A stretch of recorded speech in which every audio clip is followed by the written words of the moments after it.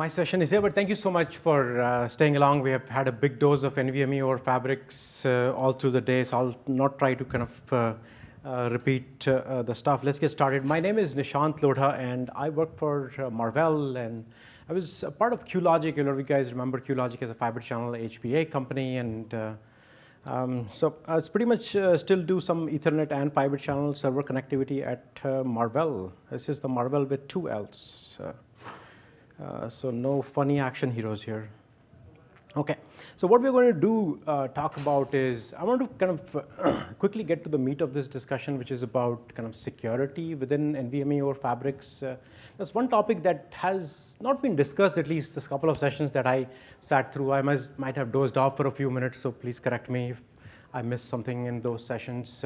But kind of before we get there, I wanted to put a little bit things more in context. We'll talk a little bit about the fabrics, lay of the land. I want to focus on two fabrics specifically, and then talk a little bit of security and integrity and things like that.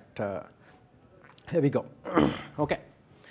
This picture is definitely highly abused. I think you saw it in almost every other presentation. I won't talk to you guys too much about that, but I do want to say that there is a lot of fabrics out there, right?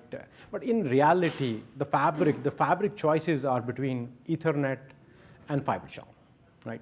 And I know there is fabrics like FCOE and InfiniBand being proposed for NVMe, but I'm sure development for those happens in one of the states where pot is legalized. Nobody in their right mind would invest in FCOE for NVMe or Fabrics.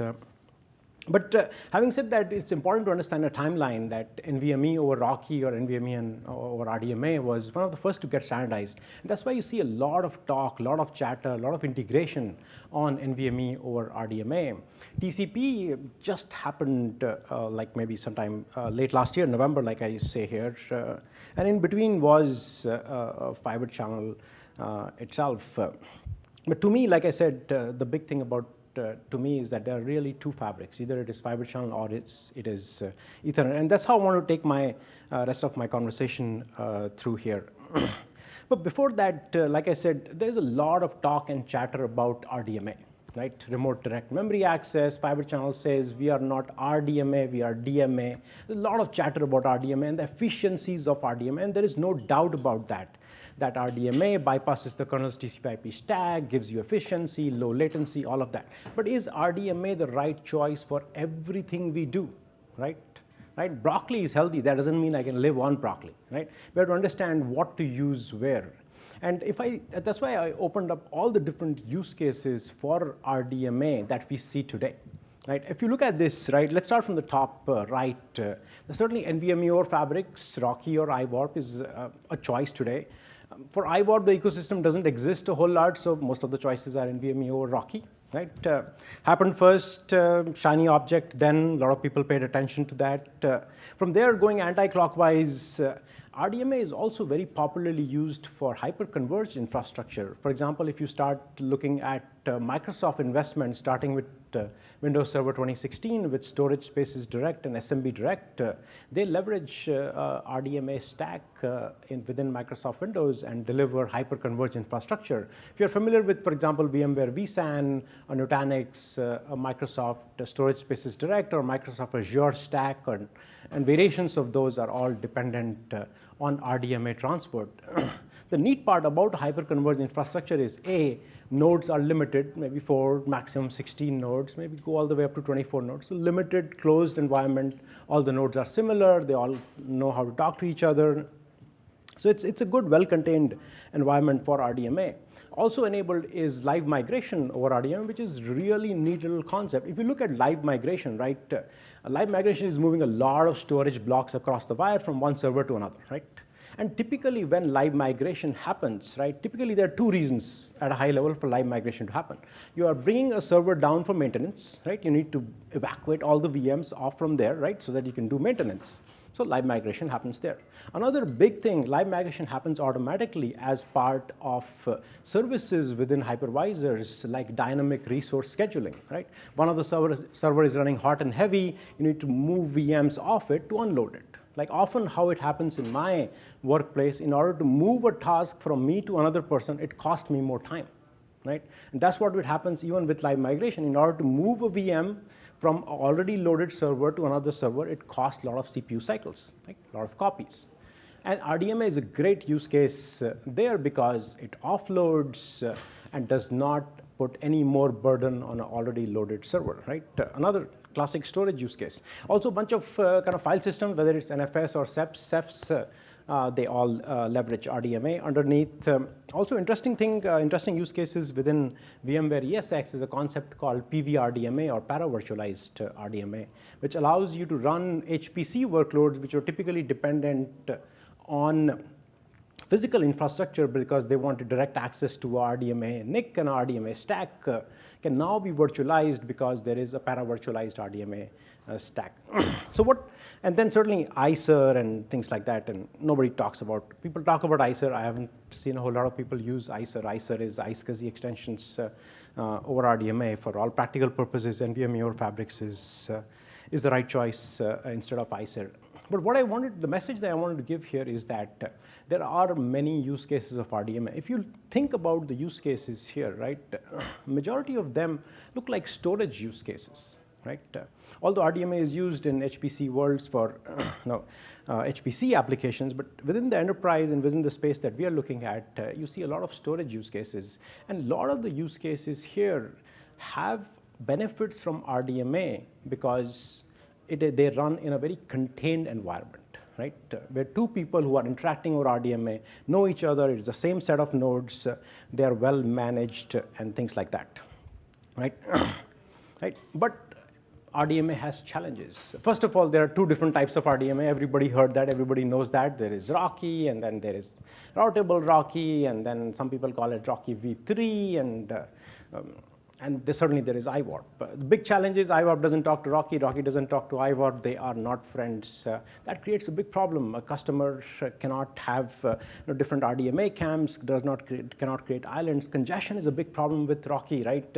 And that's why things like Rocky v3 are being proposed, which have better congestion control mechanism. But it's a patch to fix a problem. And for example, we at Marvell have implemented what is DCQCN, Data Center Quantized Congestion Notification. It's quite a mouthful. Just implementing is one thing, but in order for a customer to deploy and tune it, there are 40 different parameters in order to tune.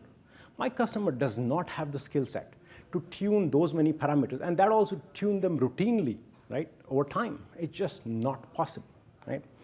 Also, providing a lossless network is very hard. Most of forget the cloud guys. The cloud guys have the skill set to go deploy. They can hire PhDs to run their networks. But my enterprise customers, the typical enterprise, even tier 2 cloud customers, they don't hire PhDs to run their network. And keeping NVMe Fabrics over Rocky can be challenging. It's okay for a small set of infrastructure, but at any large scale, it is challenging. In fact, I'll take a quick sidebar conversation here.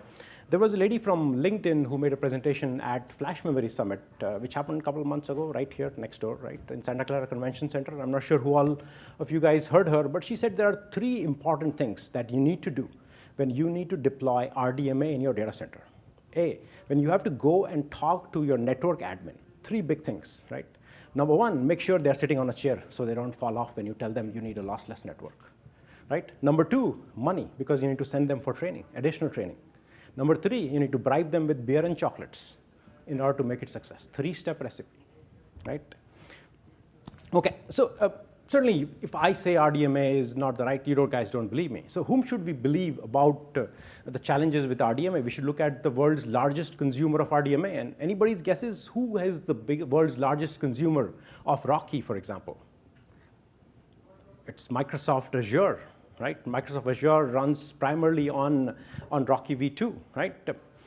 So in fact, Microsoft has in their Azure run RDMA for the last several years, but when they brought RDMA into enterprise, into Windows Server, they initially started off by saying, customers can choose whether you want to use Rocky or IWARP.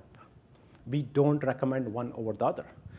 A year went by, a year and a half went by, and their product manager sends this tweet and which says verbatim, after endless support calls from customers, we are changing our recommendation. of being neutral on RDMA, and we are going to recommend IWarp over RDMA. And this picture doesn't come from me. It's straight from Twitter. There is a devil, and there is an angel. And the devil is marked as Rocky, as you can see, and then the angel is. And you guys know, I'll take the angel any day over the devil, man. We all need to see the devil one day, but till then, angel is okay. Okay, so they did change their recommendation and say IWarp is recommended. So there are things to learn from the experiences of people who have deployed this at scale, have supported customers all around. There's also a Microsoft blog that if some of you guys care about, which does compare the performance between different types of RDMA transports, something to take a look at. Okay, let's go back to NVMe over Fabrics RDMA. There are some customers who often talk to me, hey, why can't I use iSCSI when I'm so used to iSCSI? Why can't I use iSCSI when talking to my NVMe? It's a very bad idea. iSCSI is slow, it's SCSI, it's from my grandpa days. I'm not that old as I look.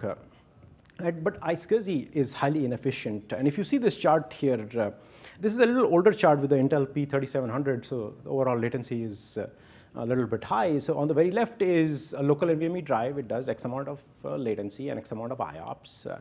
You take that same drive and put it far away and now access it over iSCSI. What happens? Latency goes up. Not a good thing. Not a good thing. You use the same drive, put it remote, and access it over NVMe over Rocky. You get pretty similar latency, slightly higher, right? Maybe 10, 15, 20 microseconds higher. The same thing for IOPS, the chart on the right-hand side. With iSCSI, you hardly get the full potential of the drive. Otherwise, you get the full potential of the drive. I think it's common sense. A lot of people understand this concept.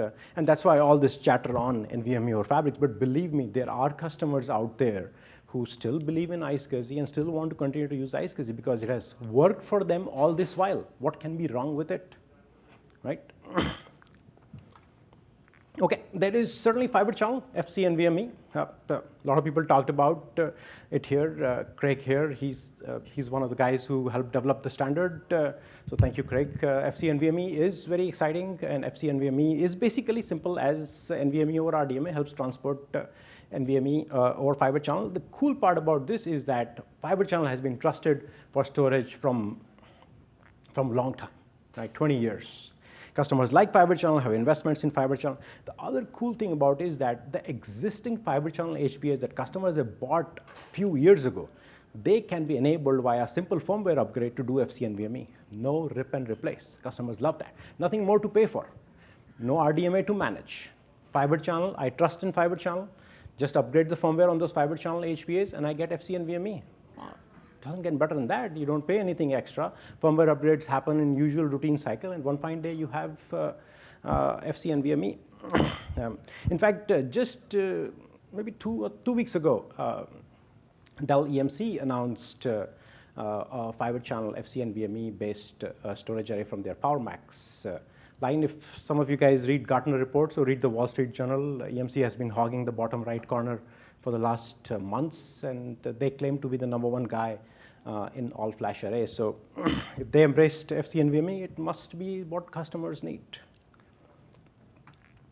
Okay. So here's back performance. Right? I love performance. I do a lot of performance analysis in my day job. A lot of other people showed you kind of performance charts on FCP versus FC NVMe. I want to take a little bit different twist to performance here. What we see here on this chart is scalability, right? And we're not trying to max the performance out of the box, right? This is I/O FCP versus FC NVMe going to a single LUN or a single namespace, okay? And then running a couple of threads with some different depth, and let's see how the performance is. We can do the same test with multiple namespaces, multiple LUNs, and things like that, but this is the very simple start-off benchmark that you see. And one thing to look at that, if you go on the very left here where load is not high, FCP does as well as FC NVMe. So if you have a customer who's very light load, likely isn't interested in NVMe. NVMe is not worth their dollars. But if they have high load, if they have performance needs from their applications which need deep queues, as the queue depth increases here on the x-axis, you can see that FCP generally remains flat, but FCNVMe does perform better than FCNVMe. You see there are a couple of big bars there, things shoot up. You know how the stack is, right? When everything is aligned in that stack, everything works smoothly, and if there is a choke point somewhere, performance can be a little lower. Okay, before we dive into NVMe over TCP, I want to quickly talk about at least, I spend a lot of time talking to customers, right? And customers often are at a point where they hear a lot of things from a lot of vendors. They hear NVMe over RDMA, they hear NVMe over TCP, they hear FCNVMe, they had all kinds of stuff, right?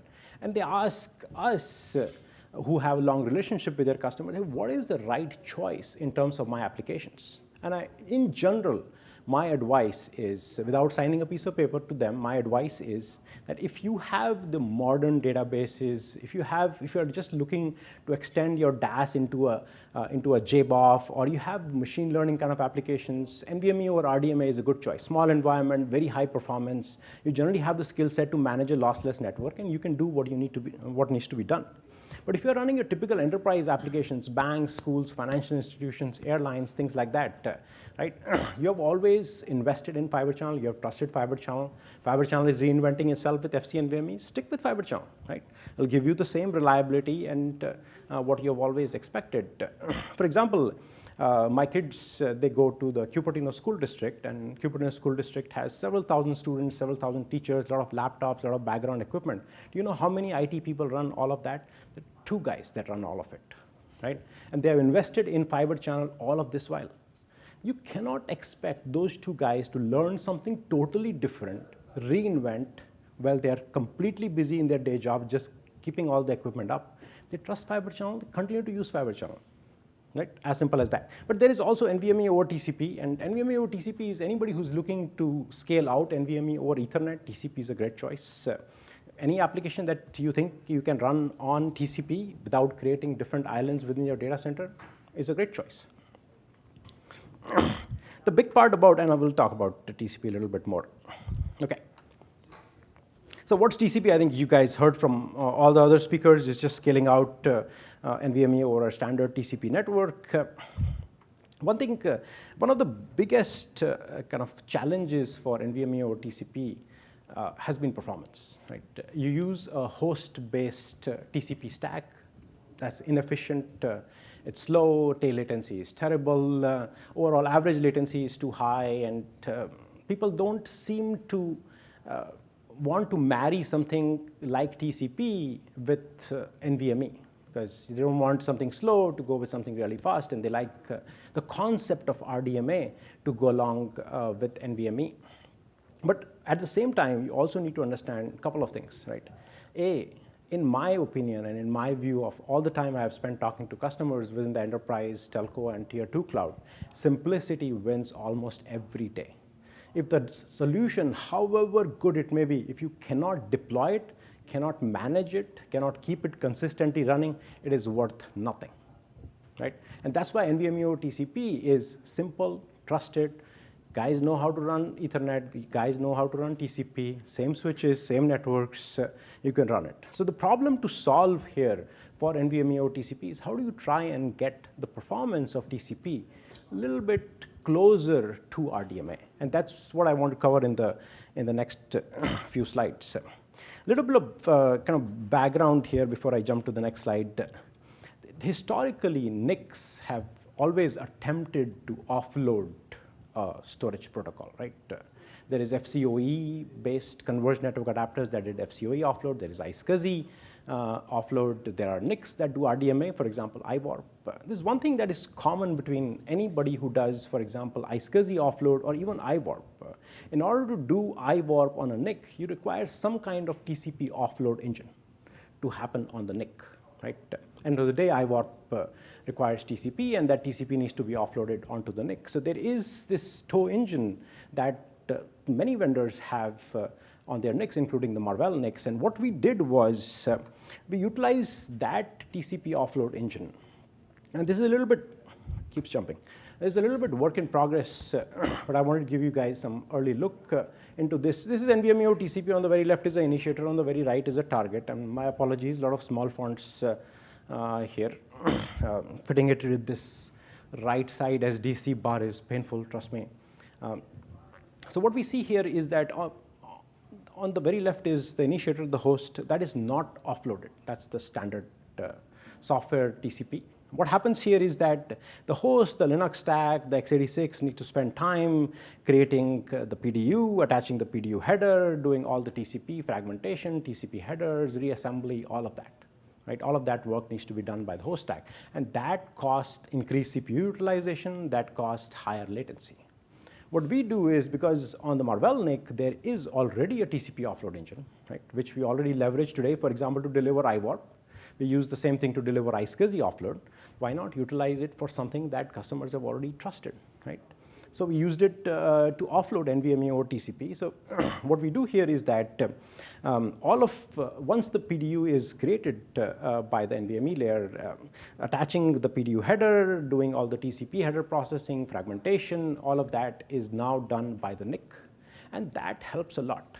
I know if you guys, some of you guys sat through the Intel talk, it was interesting. They talked about a technology called ADQ, and I don't want to sound like an Intel guy once again pitching their product to you. But it's interesting, you help improve performance, but ultimately charge the customer more. I love that, right? Because it costs you more CPU cycles, you're going to buy more CPUs, so ultimately I'm going to make more money out of you. I love those kind of technologies. They are self-serving, which everybody needs to do for their own business. But this is offload onto the NIC, and this works on any NIC. Any Marvell NIC can have this functionality. There's nothing kind of additional on that. Here's how the stack looks like. Again, the initiator on the left-hand side. I know there are some driver names here, which are open source Linux drivers. But if you look at the very left-hand side, the first bar is software TCP, which uses a standard L2 driver. And on top of that, the NVMe TCP layer runs, right? The middle is the offloaded TCP. And what the offloaded TCP does is it hooks up seamlessly into NVMe-T, or it can hook up into SPDK, providing a seamless interface. You don't need to change NVMe-T. You don't need to change SPDK when the integration is done. Today, we have done this for NVMe-T. Hooks up into NVMe-T and offloads NVMe-O TCP for you guys. But it's important to quantify what those advantages are, and I want to do that in a second. And similar thing happens on the host side. OK, more performance, like I promised. So here is a chart, and it is not, a lot of people talk about average latency, right? And we have seen that in previous talks, and we always hand wave saying, hey, tail latency is also better. Perfect, without showing it. I love that. Right? When you're hiding something, it means there is a problem. I don't want to hide something. What is here is in front of you. And what we see here is, on the very left is 4K reads, on the right is 4K writes. So both are covered. This is single ping pong latency, a good characteristic of how well the stack functions. There are 3 lines on that. The very top line is software NVMe-O TCP, where both the initiator and the target are not offloaded. They're just running any NIC, software initiators. This is kernel initiator. And what is the latency? Latency is pretty high. Not only that, tail latency can be bad, which is expected, right? Which is expected, right? Let's look at the row at the very bottom. That is NVMe over RDMA. Very efficient, right? Very low latency. And look at that tail. That tail looks really good, right? And not that I'm a guy who wants to stare at a tail, but the tail looks really good. NVMe over TCP, when you offload it, comes somewhere close to NVMe over RDMA with maybe, let's say, maybe 5, 7, 10 microseconds higher than RDMA. So yes, NVMe over TCP, when you offload it, is slower in terms of latency than NVMe over RDMA. But in reality, you have to understand, A, simplicity wins every day. B, it is important to know that when a full stack is built up, there is compression, there is dedupe, there is services, there is controller, there is a switch, there is a lot of things. A few microseconds difference between just the transport is negligible, right? So it's important to look at simplicity of TCP, as well as balance that with performance. Any questions? I've been doing most of the talking. Yes, please. Did that chart assume zero distance fabric? Assumes what? Zero distance fabric? What does that mean? It means the network itself didn't introduce additional latency. But this is going through a switch, and the switch does add a few nanoseconds of latency, which it would do for any network that you choose to. For example, if you take NVMe or RDMA, the switch doesn't know that this is RDMA. It could be a lossless traffic class, but that's pretty much it, right?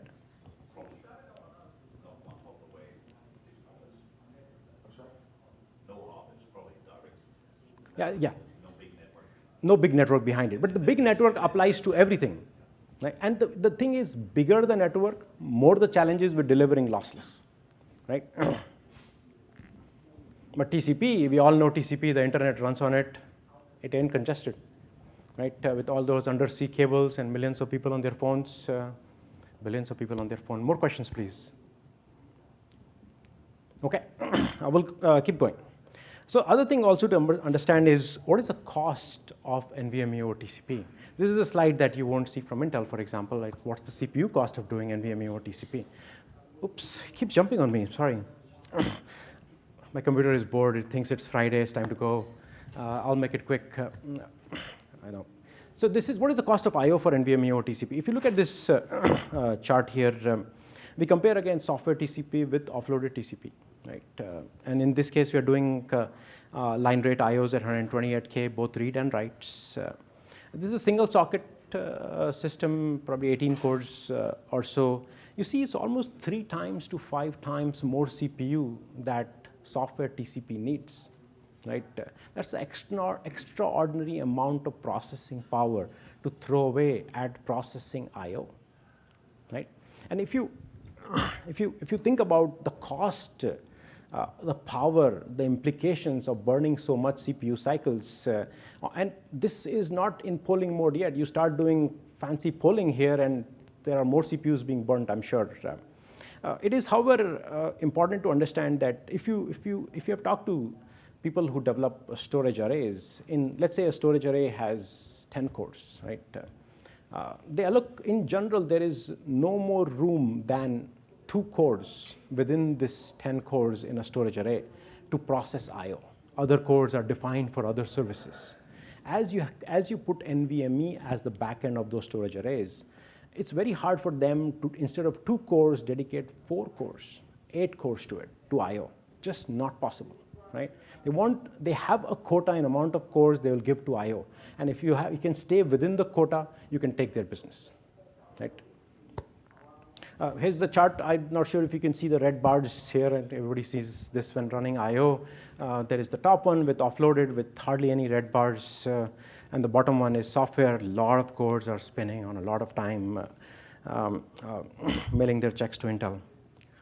Okay, let's talk about security. And at least in my view, in the next few years, I expect certainly more FC and NVMe to happen in terms of the fabric for scaling out NVMe.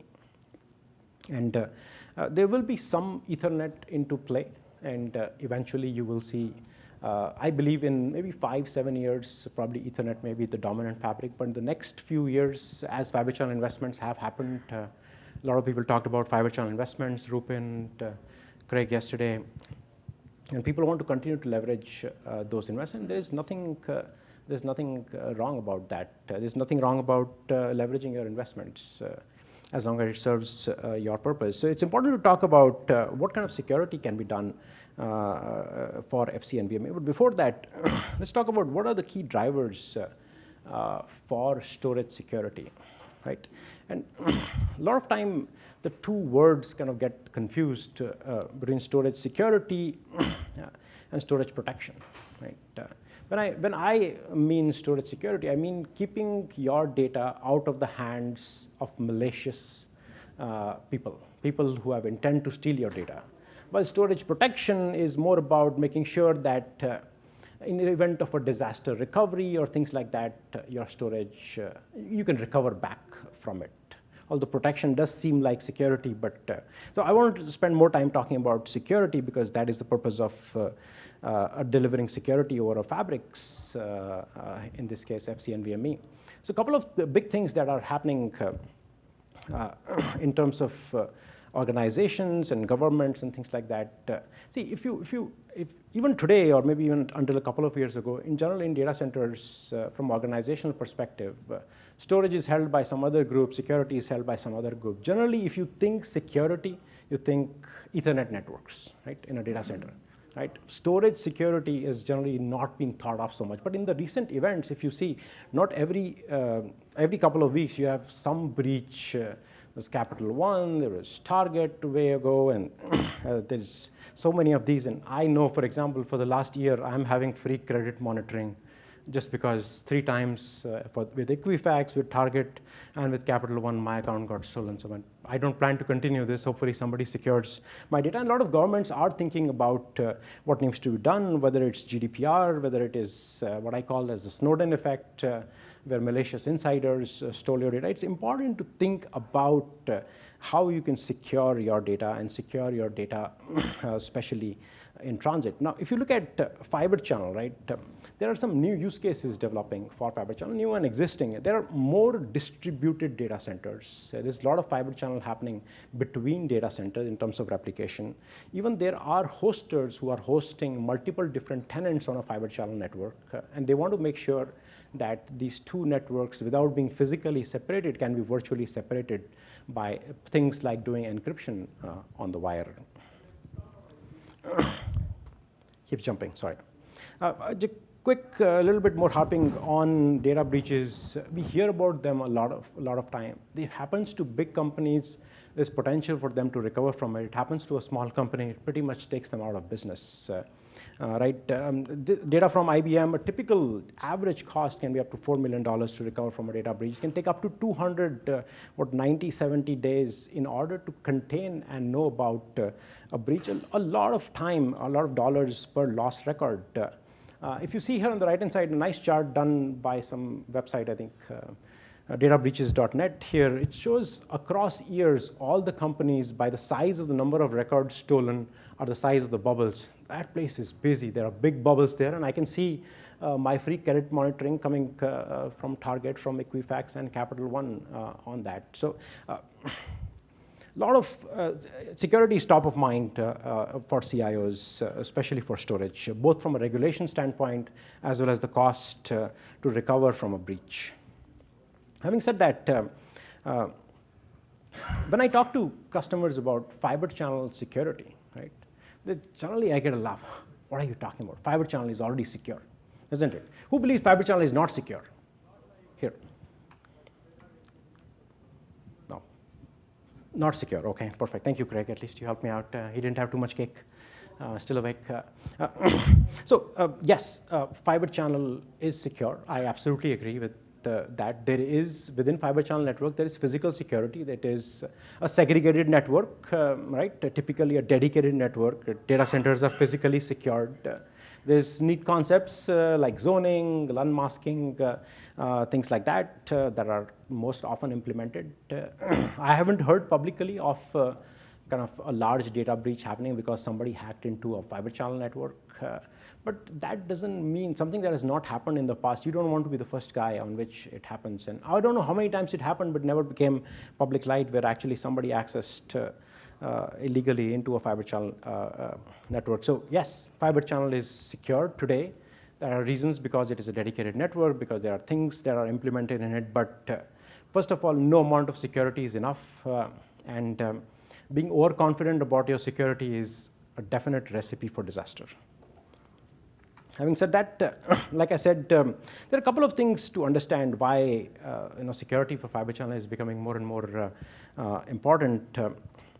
Here, first of all, I said a lot of distributed data center. For example, I was talking to a big bank here in the East Coast, and they have 12 different data centers that they commonly replicate their I/O between. And in some cases, it goes through a switch-to-switch interlink that is encrypted, and in some case it is not, although it is a dedicated line for them, but it's still going out in the open, and they're concerned about security of that data. Also large, as SANs become bigger and bigger, I see 10,000, 20,000, 40,000 node big SANs. It becomes harder to manage.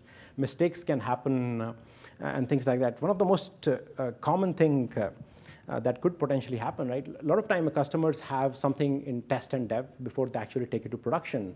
And typically the production servers could be behind a closet, nicely secured away. You can't have access to that. I have seen times when I have debugged things at customer sites, but there is a test and dev system that has access into that production network. And you can do simple tools like finding out well-known addresses, guessing worldwide names, doing sequence ID weaknesses, and hack into the network, hack into the production network. So challenges. One of the reason why a lot of these things exist is because today traditional fiber channel is not a authentication and encryption based security. It is more authorization and segmentation-based security. For example, most commonly switches are responsible for all the authorization. Everything goes through the switch. The switch decides who is allowed, who is not allowed, used based on a manual grant deny access. There are segmentation tools like LUN masking. Everybody knows LUN masking. Soft zoning, what a misnomer. Please don't do soft zoning. It's a terrible idea. So what is happening? What do you see in Fibre channel? Although it is secure, but segmentations and authorization tools, which are never developed from a security standpoint, are being used to implement security. Not a good thing, right? Having said that, once again harping on potential threats. For example, most of fiber channel traffic goes out in clear text, right, within the data center, which means anybody who can put a passive tap on it somewhere can pick up that data in clear text. And in general, fiber channel has precious data sent out in clear text. You don't want people reading on that. You don't want people sniffing on that. There is storage masquerading, coming from the word mask, where people can insert a rogue storage device into you that looks like a good storage device and fool you into reading or writing data from it. There is data corruption, absolutely a possibility that happens all the time, very hard to detect. And there is session hijacking. I talked about the session ID weakness. You can easily guess using sniffing, some session ID. You can try different sequence numbers and try to kind of hijack somebody's session within Fibre channel. All of these things can be potentially mitigated by what we call as FCSP2, which is Fibre Channel Security Protocol in its version 2. What is FCSP2? Before what? Why do we need FCSP2? Right? It is important, like I said earlier, to transition SANs from more authorization and segmentation based, LUN masking, authorization from switches, grant deny access, zoning based, to more authentication and encryption based mechanisms. And the spec has been out there since 2012, the FCSP2 spec. Something that you guys should look into as to what it can deliver. What FCSP2 can do is it has various different mechanisms. It's a nice spec, makes good reading. It can help you help in a SAN authenticate Fibre channel entities so that only trusted and authenticated hosts can come up on the network. It allows you to set up session keys, allow you to deliver per frame integrity and confidentiality. Right? There are things like replay protection, bunch of features within FCSP2 that customers are really interested in deploying. As they scale their networks, as they realize their networks are becoming more and more open, as they realize what the impact of a breach can be. Here's a small frame. There's a concept called ESP headers. It's basically ESP headers and trailers within the Fibre channel payload, so slightly smaller payload, but encrypted. The good part is that your Fibre channel switches, your existing switches, they can continue to function. The header and all is in clear text. They can all do their routing and switching rather seamlessly without any issues. It does, in order to do full encryption on a Fibre channel HBA, it does require Fibre channel HBAs to do offload of FCSP2. Okay, another thing, we talked about kind of encrypting data in flight. Also, one other thing that is often neglected, but in recent conversations, I have 10 more minutes. Thank you. Has been neglected for a lot of time, but is important, has become important in recent conversations, is something. See, what is happening is attackers have all this while attacking software stacks. Much easy, nice holes, big holes in there, open ports, not patched systems, vulnerabilities that are public, but people have not patched them up, easy access. Slowly, that doors have started closing. So what attackers are doing now, they are trying to attack hardware and the firmware that runs on the hardware by putting out rogue firmware, impersonating websites with fake firmware that you download and apply to your adapters. That will give them full control over your network. So it's very critical to understand that a concept exists in fiber channel HPAs today, which is called a silicon root of trust. And what happens is fiber channel manufacturers like Marvell, QLogic, when they have firmware, they calculate a checksum, encrypt that using a public key, private key that is only known to Marvell, and then deliver this signed firmware to a customer, right?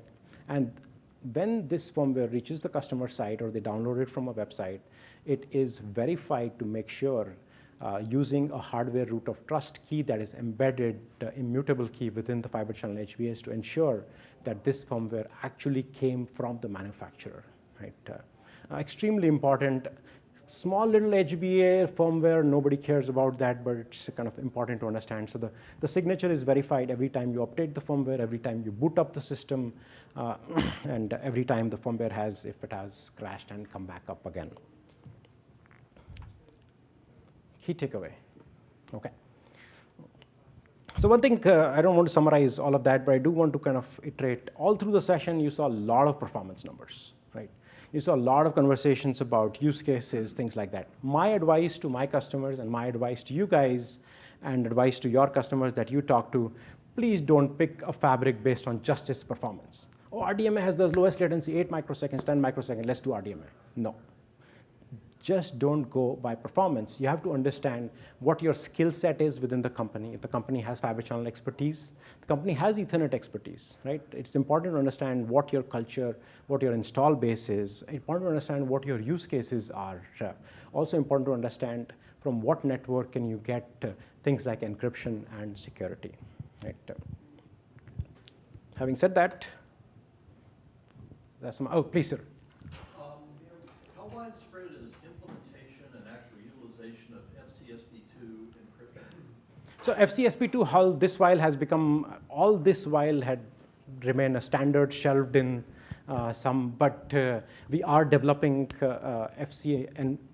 FCSP2 offloaded fiber channel HPAs. Well, my question more is, should what is the market penetration right now?